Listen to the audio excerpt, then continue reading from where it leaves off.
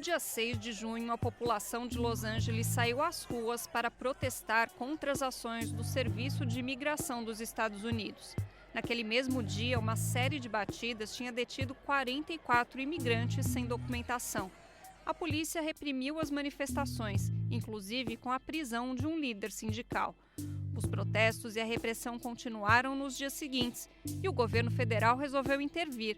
A administração Trump enviou a Guarda Nacional e fuzileiros navais para conter as manifestações.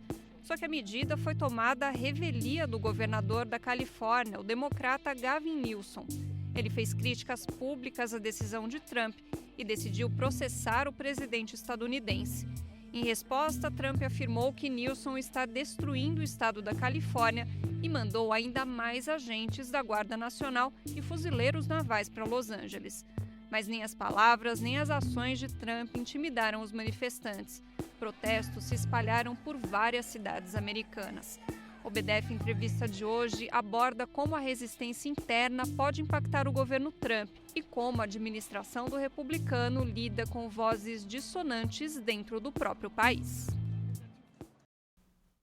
Olá, eu sou Raquel Setz, esse é o BDF Entrevista e hoje, para a gente entender um pouco dessa conjuntura internacional lá nos Estados Unidos, nesse segundo governo Trump, como ele reflete também em todo o mundo, eu converso com a professora de Relações Internacionais, Bárbara Mota, que dá aula lá na Universidade Federal de Sergipe. Oi, Bárbara, obrigada pela sua participação. Oi, Raquel, eu que agradeço o convite. Queria começar falando dos protestos que tiveram no sábado, né? Foram organizados protestos em mais de 2.000 cidades dos Estados Unidos e o mote em todos eles era No Kings, que é sem reis. Queria que você fizesse um balanço desses atos. Raquel, esses atos são uma resposta, digamos assim, a uma série de atos do governo Trump, mas eu acho que é uma resposta principalmente aos atos de deportação de nacionais, norte-americanos, de imigrantes com status de ilegal ou de legal, enfim, houve uma série de confusões, inclusive na deportação de alguns indivíduos, teve alguns nacionais norte-americanos que foram deportados. Então, eu acho que esses atos que aconteceram nos Estados Unidos são principalmente uma resposta a esse movimento Trump de deportação, enfim, de uma série de indivíduos. Porque eu acho que, num primeiro momento, é muito mais fácil, entre aspas, ou o discurso do Trump ele teve grande repercussão na sociedade norte-americana quando você fala de deportar indivíduos em abstrato, né? E quando você vincula indivíduos ilegais a ilícitos, né? Nos Estados Unidos, a criminosos, alguma coisa nesse sentido. Mas quando esses imigrantes são os seus vizinhos, enfim, a pessoa que te atende na padaria do seu bairro,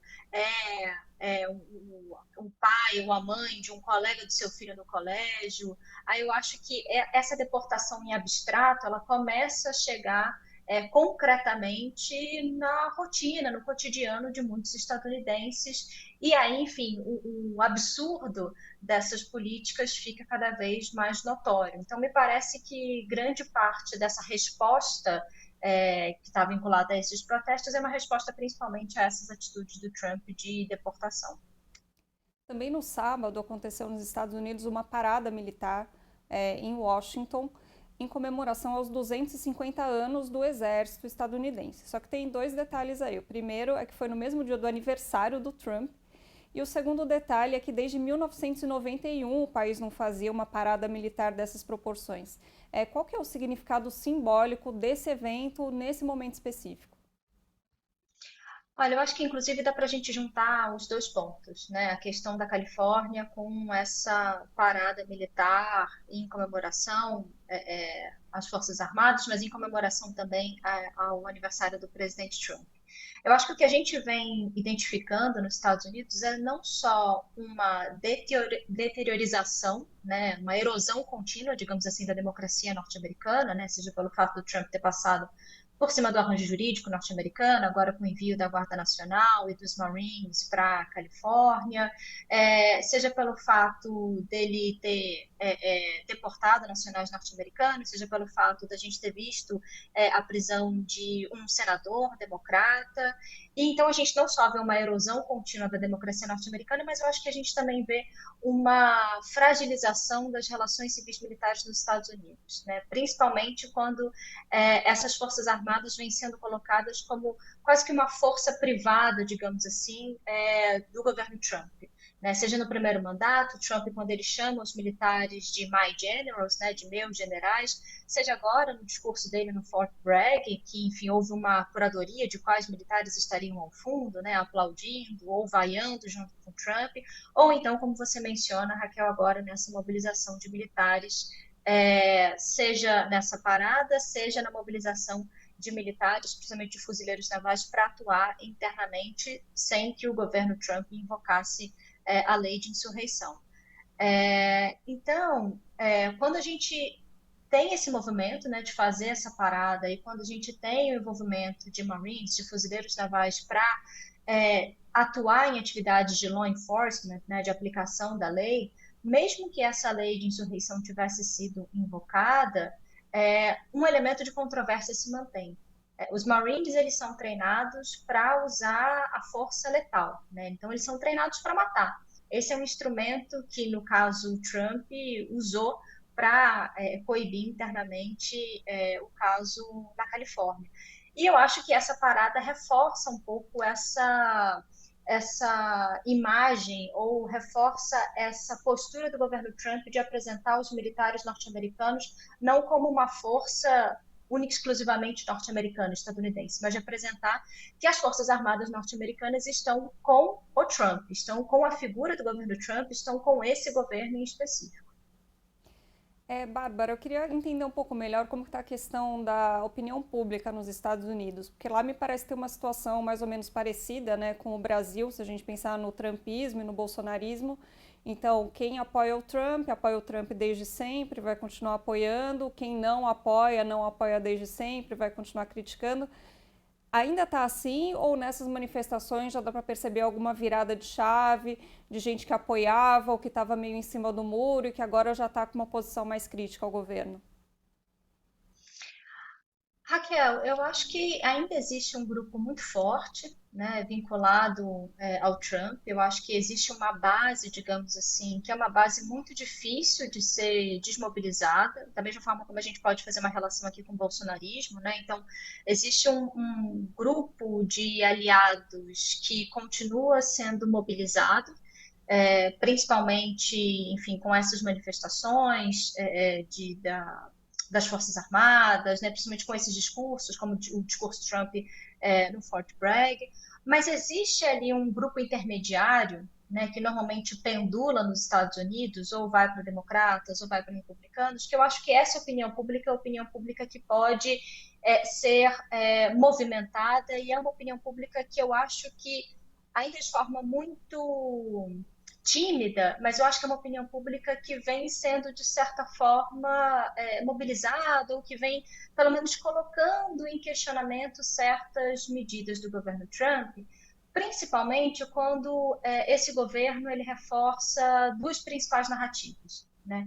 De que a comunidade política nacional está dividida, né? De que existem os verdadeiros estadunidenses e existe o resto, né? Mesmo que o resto seja composto por nacionais norte-americanos, e contra esse resto você pode usar a letalidade, como no caso da Califórnia, você pode até deportar nacionais, você pode novamente prender um senador democrata por fazer uma pergunta, como eu mencionei anteriormente.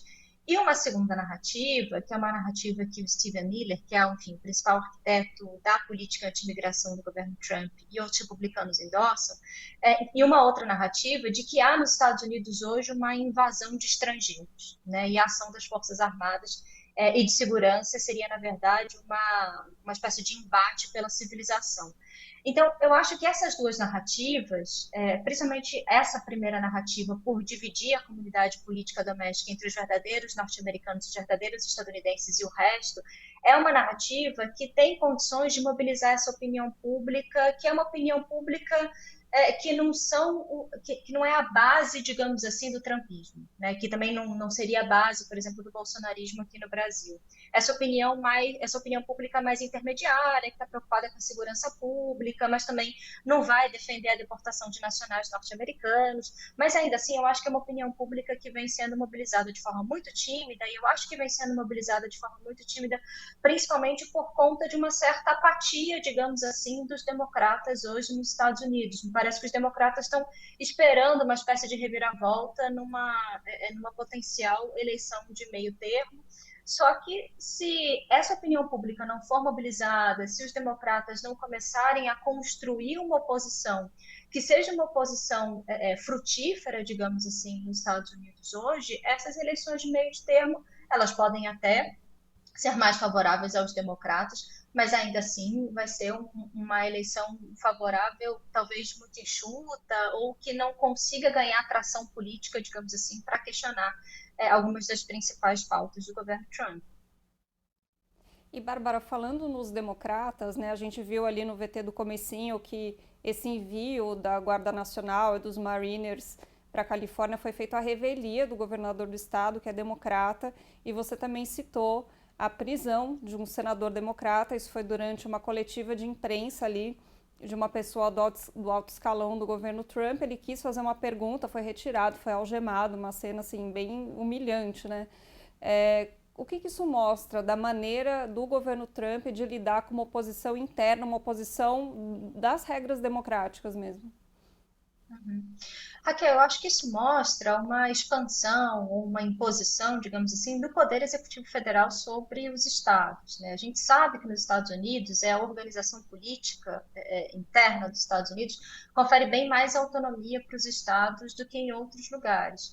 Então, o envio de tropas sem autorização do governador da Califórnia, a prisão do senador Padilha, mostra esse movimento de imposição. E eu acho que um ponto interessante para pensar, né, esse atual contexto, para além da erosão contínua da democracia, que foi um elemento que eu já mencionei anteriormente, é que, enfim, vamos ver se essa atuação do Trump vai gerar alguma repercussão negativa para esse governo, inclusive para linkar com a pergunta anterior que você me fez sobre a opinião pública norte-americana. Porque muito do movimento de extrema-direita que sustentou a campanha do Trump e que levou ele à presidência foi um movimento que se apoiou em uma crítica contundente em relação ao establishment, em relação ao aumento do poder do executivo sobre os entes da federação. Muitos dos indivíduos que foram anistiados por conta do 6 de janeiro e que faziam parte de milícias, faziam e fazem parte de milícias de extrema-direita nos Estados Unidos, são indivíduos que a todo momento defendiam uma maior autonomia dos estados perante a federação. Não me parece que esses indivíduos vão abandonar o Trump por conta desse ato na Califórnia, mas ainda assim é uma dissonância importante da gente avaliar como é que essa dissonância vai repercutir, principalmente com esses grupos que são aliados quase que inquestionáveis, digamos assim, esses aliados da base trumpista mais fervorosa, digamos assim. Essa base trumpista mais fervorosa e o próprio Trump, né, tanto ali durante a campanha quanto depois de eleito, se baseia muito não só em informação falsa, mas um tipo de informação falsa muito calcado em teorias da conspiração. Como que está isso agora nesse momento? Raquel, não me parece que isso, enfim, eu acho que esse é um pouco um certo espírito do tempo, para além do governo Trump. Eu acho que o governo Trump ele se vale desse espírito do tempo, e não só do espírito do tempo, mas também do fato dele ter uma vir construindo, digamos assim, uma relação próxima com as big techs, com os principais magnatas das empresas de redes sociais, de redes de comunicação, o que de certa forma contribui para que a verdade ela pode não ser completamente falseada, mas ela pode ser distorcida a ponto de apresentar uma narrativa diferente e dessa narrativa ser uma narrativa crível, uma narrativa vendável, como novamente, por exemplo, agora no caso da Califórnia, em que muitos dos republicanos, das figuras políticas que estão em torno do Trump, apresentavam justamente imagens de pessoas com a bandeira do México, com a bandeira de outros países da América Central, justamente para vender essa imagem de que há uma invasão enfim, de estrangeiros nos Estados Unidos e de que o embate ali, a mobilização das Forças Armadas, é um embate contra uma invasão externa, né? Justamente para vender essa imagem. Então, não me parece que esse falseamento da verdade, essa distorção da verdade, a utilização de fake news vai ser algo apaziguado nesse momento. Eu acho que isso vai ser uma marca de vários governos da extrema-direita e vai ser uma marca do governo Trump pelos próximos anos. E pode recrudescer. Sem sombra de dúvida, principalmente quando ele tem ali ao lado dele figuras que controlam as bolhas nas quais a gente circula, como, por exemplo, o Instagram, o Twitter, enfim, controlam o fluxo de informações e como essas informações são distribuídas. Desde o início desse segundo governo Trump, tem uma opinião meio geral assim de analistas que esse governo parece ser muito mais sem freios do que o primeiro governo Trump. Queria que você explicasse um pouquinho o contexto político, social, que está permitindo que o Trump haja, aí até citando o mote dos protestos, quase como um monarca, né? Uhum. Eu acho que essa imagem do Trump sem freios, eu acho que ela vem muito por conta de um empoderamento que se originou não só por conta da reeleição do Trump, eu acho que existem algumas questões. Primeiro, por conta da reeleição do Trump. Segundo, por uma grande cooptação do Partido Republicano, inclusive indivíduos do Partido Republicano que eram contrários ou que eram vocais, digamos assim, críticos ao governo Trump, passam a ser comprados pelo MAGA, né, pelo Make America Great Again, pelo movimento trumpista, como o próprio J.D. Vance, né? Então, novamente, uma cooptação do Partido Republicano, a reeleição do Trump e uma certa noção de impunidade, né? Eu acho que a gente está vivendo uma época, digamos assim, a gente pode estender isso, a gente pode falar dos Estados Unidos, mas a gente pode estender isso para outros lugares, que a gente vive numa era de grandes impunidades, né? Então, acho que esse empoderamento do Trump nesse segundo mandato vem a partir dessa percepção dele e de certos setores políticos de que nada abala o Trump, né? Nem um processo de impeachment abala o Trump, nem uma grande disrupção na democracia norte-americana, como foi a invasão do Capitólio no 6 de janeiro. Então, se nada contribui para o enfraquecimento da imagem do Trump, então a gente, de fato, tem a imagem de uma figura política que pode ter sido levada ao cargo da presidência da República no segundo mandato a partir de elementos democráticos, mas de uma figura que vem se construindo como uma figura imperial, inclusive até mesmo do ponto de vista do enfraquecimento ou do apagamento do dissenso no Partido Republicano e no seu próprio governo. Uhum. E pensando agora nos protestos, né? Eu acho que eles tendem a ficar cada vez mais massivos, né? É o que parece. Começou em Los Angeles, agora já se espalhou por várias cidades e o Trump está apostando numa repressão pesada. O que a gente pode esperar aí para os próximos meses? Eu acho que a gente pode esperar coisas muito semelhantes ao que a gente viu na Califórnia, a depender da orientação política do governador do respectivo estado em que o protesto esteja acontecendo.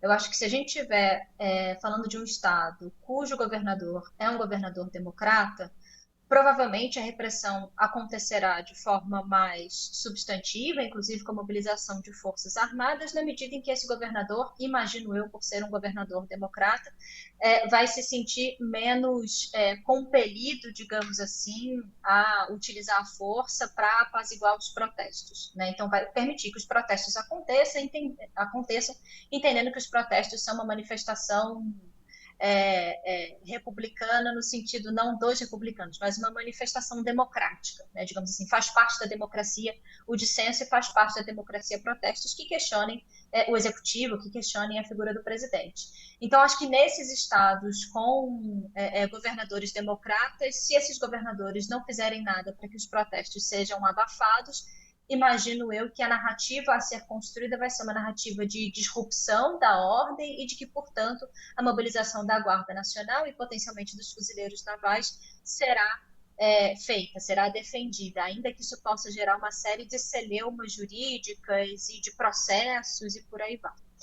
Agora, em estados cujo governador é um governador republicano, por essa lógica que eu comentei com você de grande cooptação do Partido Republicano pelo trumpismo e de apagamento do dissenso dentro do Partido Republicano, imagino que a repressão provavelmente possa vir diretamente da figura do governador, seja pedindo, né, seja solicitando ao governo federal a mobilização de forças armadas, seja uma repressão utilizando os instrumentos locais de fato, né? Então, utilizando as forças de segurança do próprio Estado para reprimir os protestos.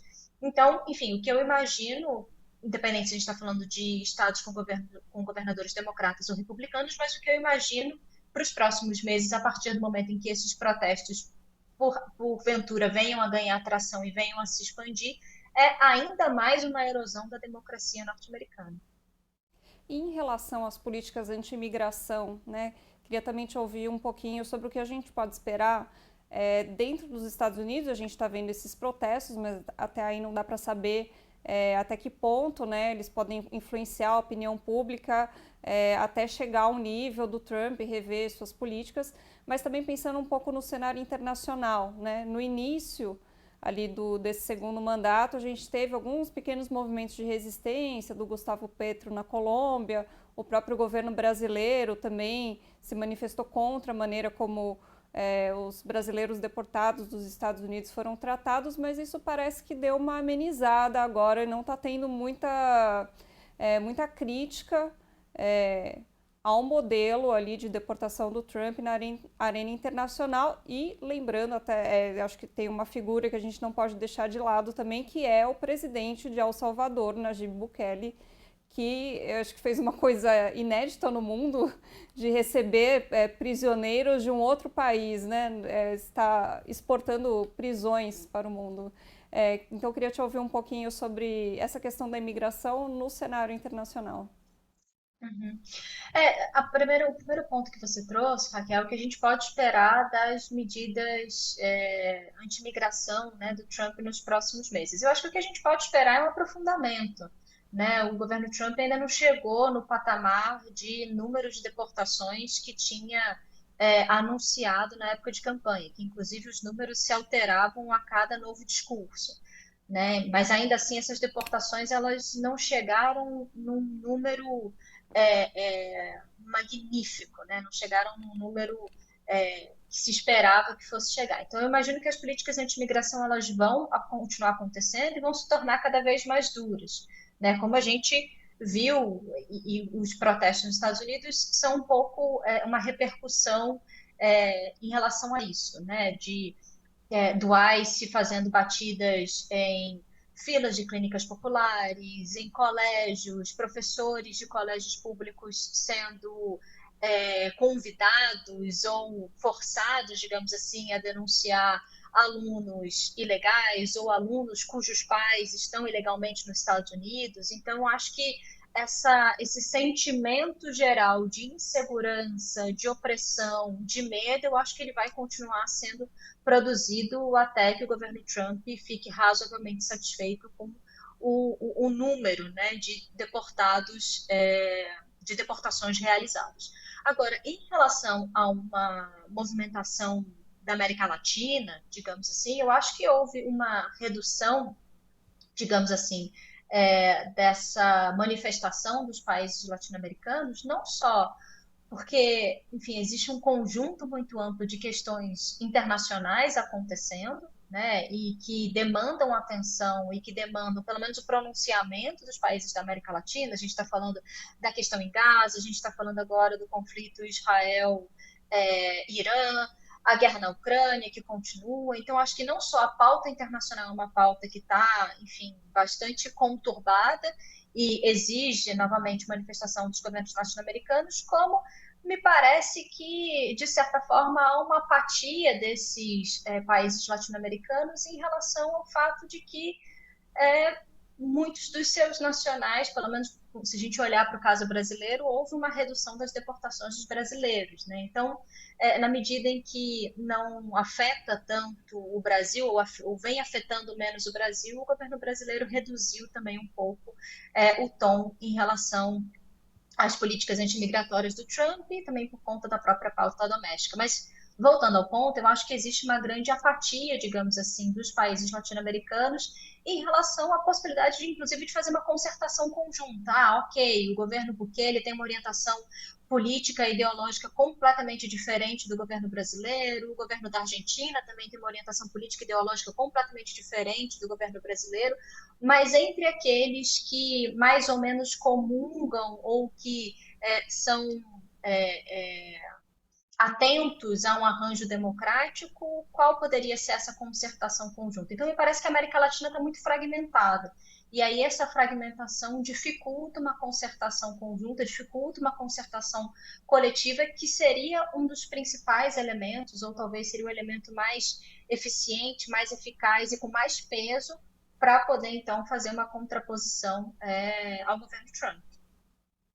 Queria entrar num outro tema ainda de política interna dos Estados Unidos, que é o rompimento do Trump com o Elon Musk, que a gente acompanhou aí nas últimas semanas. E o Musk acabou rompendo com o Trump por causa de uma política orçamentária, de uma nova política de impostos. Primeiro eu queria que você explicasse um pouquinho essa política e por que ela gerou toda essa polêmica. E segundo, se esse rompimento, né, do Trump com o Musk tem algum impacto para além desse bate-boca público. Raquel, essa política do Trump, a Big Beautiful Bill, né, a lei grande e bonita, para traduzir literalmente, ela vem associada a uma série de políticas econômicas, né, que busca, enfim, reorganizar a economia norte-americana. A gente está falando das tarifas, né, que foram impostas a vários países na busca de aumentar as receitas norte-americanas e na busca de pressionar os parceiros internacionais a uma negociação que os Estados Unidos vissem como uma negociação mais interessante, mais benéfica para os Estados Unidos, a possibilidade de uma revisão do antigo NAFTA, que já tinha sido revisto no primeiro mandato do governo Trump, e agora a Big Beautiful Bill, essa tentativa de aumentar os impostos, e não só de aumentar os impostos, mas também de fragilizar certas políticas sociais, como, por exemplo, a política social do auxílio para questões médicas, né, do Medicaid. Então, um pouco a briga dos dois foi por conta, enfim, do conjunto das políticas econômicas e não só apenas por conta dessa lei em específico. Até porque, enfim, se a gente está falando de principais conglomerados industriais, esses como no caso da Tesla, do Elon Musk e outros grandes conglomerados industriais, a gente sabe que hoje há uma grande relação de interdependência econômica dos Estados Unidos com outras localidades, que inclusive o produto final, muitos dos elementos do produto final não são nem produzidos nos Estados Unidos e não são nem organizados, né? Não são montados nos Estados Unidos. O produto final chega nos Estados Unidos com partes de vários outros lugares que são produzidos em outras localidades por uma questão de mão de obra mais barata, por uma questão de logística, por uma questão de recursos minerais mais acessíveis em outras localidades e de que, portanto, fazer essa produção em outros locais é muito menos custosa do que importar o insumo para produzir nos Estados Unidos. Então, a briga entre os dois é por um arranjo econômico muito mais amplo, né? E me parece que o Elon Musk ele se sentiu, de certa forma, traído, eu não sei se essa é a melhor expressão, mas ele se sentiu, de certa forma, traído de ter sido convidado, de ter sido colocado no governo norte-americano para fazer corte de gastos, né? Enfim, a função dele no DOGE era fazer um corte de gastos, uma espécie de sanitização na burocracia norte-americana, cujo resultado fosse a redução de gastos, só que essa política ela seria, de certa forma, posta abaixo, ela seria contradita por uma série de outras políticas que aumentariam os gastos norte-americanos, como essa lei e como também as questões tarifárias, que prejudicariam não só a economia norte-americana, mas prejudicariam os seus negócios individualmente, de novo, como o caso da Tesla. Agora, sobre a briga entre os dois, não surpreende, assim, para qualquer analista de relações internacionais e para qualquer especialista em Estados Unidos, não me parece que a briga do Musk com o Trump surpreende. É esperado, enfim, da mesma forma como o primeiro mandato do governo Trump foi um mandato de grandes rupturas e de grandes dissensos dentro do próprio governo. Na medida em que a gente tinha o Elon Musk não só com interesses particulares muito específicos e a própria figura do Elon Musk crescendo a ponto de colocar sombras, digamos assim, na figura do Trump, não me parece que a briga era algo inesperado, muito pelo contrário, imaginava que, acho que inclusive a briga demorou mais tempo para que acontecesse. Agora, se isso pode ter repercussões para além do que a gente já viu, enfim, as últimas notícias que a gente teve foi de um certo apaziguamento, né? De uma certa, não sei se não sei se amendments, né? Então não sei se os dois de fato fizeram as pazes, para dizer assim, mas eu acho que houve um apaziguamento, houve uma redução na temperatura dessa briga, e aí me parece que para os próximos meses o que vai acontecer é o retorno do Trump aos seus interesses particulares, e o retorno da briga pode vir a acontecer na medida em que outras iniciativas do governo Trump, ou até mesmo essa lei, venha a prejudicar interesses particulares dos negócios do Elon Musk. Bom, e não dá para a gente falar da conjuntura internacional sem citar o novo conflito entre Irã e Israel. Hoje, esse conflito entrou no 4º dia. Então agora a gente vai recapitular um pouco como tudo isso começou. O Irã foi surpreendido na madrugada de sexta-feira por uma série de ataques israelenses. Mais de 100 locais foram atingidos, incluindo instalações nucleares. Comandantes da Guarda Revolucionária e cientistas do programa nuclear iraniano foram mortos. O diretor-geral do Organismo de Vigilância Nuclear da ONU, Rafael Grossi, manifestou preocupação e afirmou que instalações nucleares nunca devem ser atacadas. Também pediu às partes que exerçam a máxima contenção para evitar uma escalada maior. Horas depois, Teherã retaliou lançando mísseis contra a capital israelense, Tel Aviv.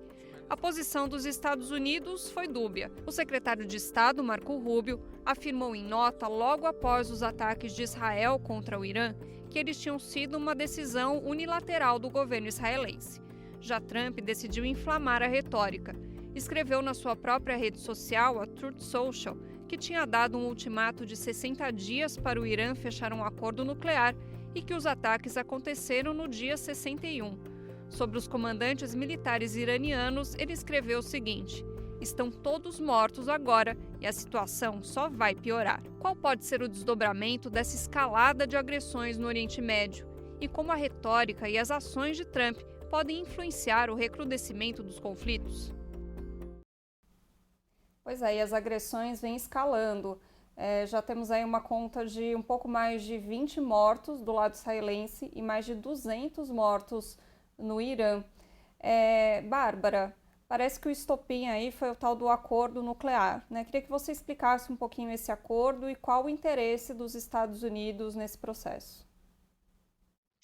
Raquel, uma coisa que eu acho interessante, enfim, antes de chegar no ponto da sua pergunta, uma coisa que eu acho interessante é contar que os ataques de Israel aconteceram em um contexto de, primeiro, enfraquecimento do Hezbollah, né? Então, um grupo ligado ao regime iraniano ou com algumas relações com o regime iraniano, e, como você mesmo colocou, né, em meio a uma negociação de paz entre Irã e Estados Unidos, em que a proposta, né, para falar desse acordo, a proposta era uma nova tentativa, um novo acordo que fosse uma revisão do JCPOA, que foi um acordo inicialmente pensado, né? Então, a proposta de um novo acordo em que o Irã abriria mão de desenvolver capacidade nuclear bélica em troca da suspensão de sanções pelos Estados Unidos. Enfim, a celeuma Irã-Estados Unidos e a celeuma em torno do programa nuclear iraniano não é de hoje. Inclusive, o Brasil fez uma tentativa de mediar esse acordo junto com a Turquia, que também foi, durante o governo Obama, que também não foi um acordo que deu certo, né? Também não foi um acordo que foi para frente. Em grande parte, o que se narra é que os Estados Unidos foram o principal ator que barraram essa tentativa do Brasil e da Turquia de mediar o acordo. É, Enfim, em relação a esse conflito agora, a gente é um conflito bem recente, né? Então a gente está um pouco ainda no terreno da especulação. Algumas figuras políticas nos Estados Unidos apontam que os Estados Unidos sabiam do ataque, que isso foi conversado entre Israel e Estados Unidos, via, por exemplo, canais diplomáticos, mas eu acho que a gente tem alguns pontos para pensar, enfim, sobre esse evento. Primeiro, parece um pouco contrassenso que os Estados Unidos tenham sido favoráveis a esse ataque quando Trump novamente parecia investido, né, no acordo com o Irã. É, então, assim, ou os Estados Unidos entenderam que o acordo não ia para frente e não foram contrários ao ataque para blindar o Trump do fracasso de mais uma negociação, né, de blindar o Trump de mais uma negociação fracassada. Afinal de contas, o Trump ele assume o seu segundo mandato novamente num tom de bravata, dizendo que em 24 horas ele resolvia o conflito Rússia-Ucrânia, que a gente viu que não se concretizou, né? Ou então os Estados Unidos não sabiam do ataque, ou foram contrários ao ataque, mas disseram que sabiam e que foram favoráveis para não passar a imagem de que foram escanteados, digamos assim. E aí eu acho que essa fala do Trump dizendo que o ataque aconteceu no 61º dia, de que isso seria, então, de que os Estados Unidos estariam de acordo, né, na medida em que o Irã não cumpriu a sua parte em relação ao acordo, fazer um ataque no 61º dia seria algo que os Estados Unidos não se oporiam. Agora, se a gente lidar com a segunda hipótese, né, de que os Estados Unidos não sabiam ou foram contrários, e o ataque de fato aconteceu, o que a gente vê são os Estados Unidos e aí o Trump como, enfim, vou utilizar uma expressão corriqueira aqui, mas como, enfim, um grande cachorro que ladra e não morde, né? Porque se os Estados Unidos não conseguem controlar, não conseguem dissuadir o seu principal aliado e um aliado que depende militarmente dos Estados Unidos enfim, um aliado, né, que foi fundamental para fazer com que Israel conseguisse continuar cometendo genocídio em Gaza de modo impune, qual o poder dos Estados Unidos na construção da ordem internacional contemporânea? Né? Então, acho que esse é um questionamento que a gente não tem uma resposta para ele agora, mas é um questionamento que fica a partir do que a gente tenha de conclusão se os Estados Unidos sabiam ou não sabiam, concordaram ou não concordaram com o ataque. Ou então, uma outra hipótese, a gente está à frente de um governo que está cindido internamente, né? Que está dividido internamente entre um grupo favorável à negociação de um acordo e um outro grupo não favorável. E que a informação do ataque a Israel pode até ter chegado a essa parte da administração, mas ficou restrita a um número muito pequeno para que nada fosse feito para barrar o ataque, ou que nada fosse feito para dissuadir Israel, pelo menos de elementos específicos desse ataque, né? E aí, como o primeiro mandato do Trump mostrou para a gente, a briga pública agora com Elon Musk também mostrou para a gente, o governo do Trump tem essa capacidade de gerar grandes brigas, grandes rupturas internas, então não me parece que essa seja uma hipótese improvável. E um último ponto, para, enfim, fechar o raciocínio aqui em relação a esse conflito, que é algo que ocupou a minha cabeça nos últimos dias bastante, sobre a distribuição de poder na região. Né? Enfim, eu vi alguns colegas aventando a possibilidade de que o ataque seria justamente para pressionar o Irã a negociar com os Estados Unidos, mas essa não me parece ser uma hipótese provável. Né? Na medida em que o Irã passa a ter muito menos a perder, então é melhor eu acelerar o meu programa nuclear. No caso, o Irã é melhor, né? Pode-se entender que o Irã venha pensar que é melhor ele acelerar o seu programa nuclear, pelo menos, até do ponto de vista da teoria da dissuasão nuclear, o Irã com armamento bélico nuclear faria com que Israel pensasse duas vezes antes de atacar, e também porque se os Estados Unidos não conseguem controlar, não conseguem dissuadir o seu principal aliado, não conseguem controlar Israel e garantir que Israel não venha atacar o Irã de novo, como é que o Irã vai poder confiar nos Estados Unidos novamente para retomar as negociações de paz e para retomar enfim, para entrar numa nova rodada de negociações para um futuro acordo. Bárbara, com os Estados Unidos numa posição meio complicada aí para servir de mediador para esse conflito, qual deve ser o papel da China e da Rússia? O papel da Rússia, eu vou começar de trás para frente. Eu acho que o papel da Rússia é um papel um pouco mais difícil. Enfim, acho que a Rússia tem muito mais dificuldade de se articular como um mediador internacional. Até porque, enfim, por conta da guerra na Ucrânia, para que a Rússia possa se apresentar como um intermediador confiável, ela precisa ter legitimidade, ou ela precisa ser vista como legítima, pelo menos por alguns países do cenário internacional. E aí eu imagino que, enfim, um grande fator de deslegitimação da Rússia para se apresentar como um intermediador confiável seja a Europa Ocidental. Né? Em que medida a Europa Ocidental vai confiar num acordo mediado pela Rússia, quando a Rússia é um dos principais elementos de perturbação da ordem, de desestabilização da ordem regional europeia.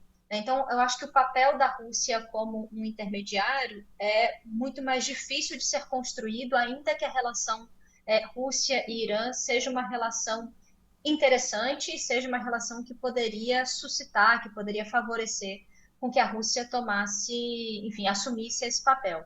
Agora, a China me parece, enfim, na medida em que a China se apresentar como esse negociador confiável, o que aí me parece ser muito mais uma questão de vontade da China de se apresentar do que de legitimidade da China de poder ser vista como um negociador confiável por outros atores do cenário internacional. Acho que na medida em que a China tiver vontade de se apresentar dessa forma, eu acho que ela tem mais condições de articular alguma conversa, pelo menos com o Irã, se não em relação aos Estados Unidos, mas talvez ela seja vista com um pouco menos de reticência pelos países europeus, principalmente quando a gente vê a China ocupando certos espaços de garantia de desenvolvimento, de garantia de é, é, recursos, digamos assim, para projetos de saúde, desenvolvimento, como eu mencionei anteriormente, que foram espaços que os Estados Unidos se retiraram recentemente com o congelamento de recursos da USAID. Então, para voltar ao ponto, por mais que os Estados Unidos vejam a China com reticências, me parece que se a China tiver essa vontade de se apresentar como negociador confiável, outros países da ordem internacional confeririam a ela muito mais legitimidade e muito mais credibilidade do que confeririam a Rússia. Agora, me parece que a China tem se mantido razoavelmente para também utilizar uma expressão corriqueira, tem se mantido razoavelmente em cima do muro frente aos principais conflitos internacionais, seja a questão em Gaza, agora o conflito Israel-Irã. O único conflito que ela, num primeiro momento, se apresentou de forma mais substantiva, propondo pontos para negociação, foi o conflito Rússia-Ucrânia, que também foi uma apresentação que não gerou frutos necessariamente de construção da paz. Então, a minha leitura seria um pouco essa. Acho que a China teria mais condições, mas ainda assim não sabemos se ela vai se apresentar dessa forma.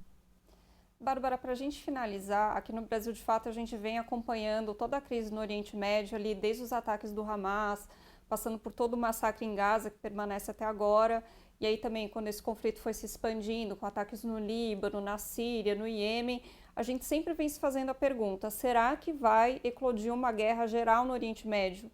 Agora, com esse novo conflito que envolve o Irã, que é um país muito importante ali da região, esse risco está maior?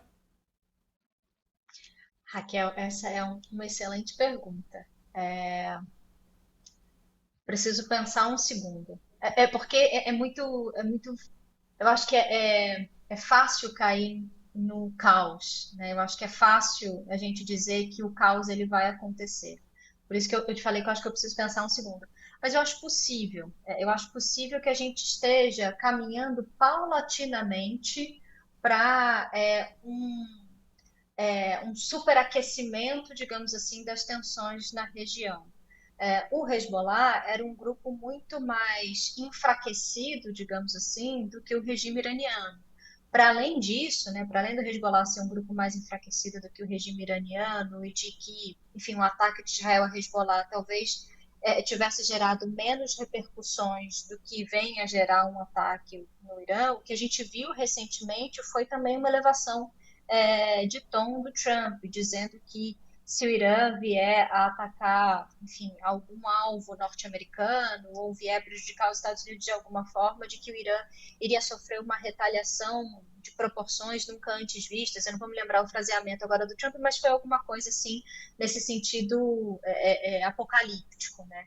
Então, me parece que sim. Eu acho que sempre existe um ponto de retorno, né? Sempre existe um ponto em que a gente pode se valer para desescalonar as tensões e para se valer da diplomacia para tentar apaziguar o dissenso, para tentar apaziguar as diferenças. Mas me parece que desde o momento em que Israel começa a responder ao ataque do Hamas, ignorando qualquer tipo de proporcionalidade e cometendo um genocídio de proporções até então não vistas em Gaza, e que a comunidade internacional simplesmente se cala perante a isso, eu acho que isso também contribui para uma sensação de empoderamento de Israel, somado ao fato de que Israel não só tem nos Estados Unidos um aliado, mas tem no governo Trump um aliado ainda mais próximo, digamos assim, ainda muito mais sensível ao governo do Netanyahu do que talvez outros governos norte-americanos seriam, ainda que a aliança viesse a se manter, ainda que a aliança durante o governo Biden não tenha sido desfeita. Então, acho que isso gera uma sensação de empoderamento, de que Israel pode continuar fazendo avanços militares na região sem uma perspectiva de trava, né? sem uma perspectiva de ser parado, seja pelos Estados Unidos, seja pela comunidade internacional como um todo.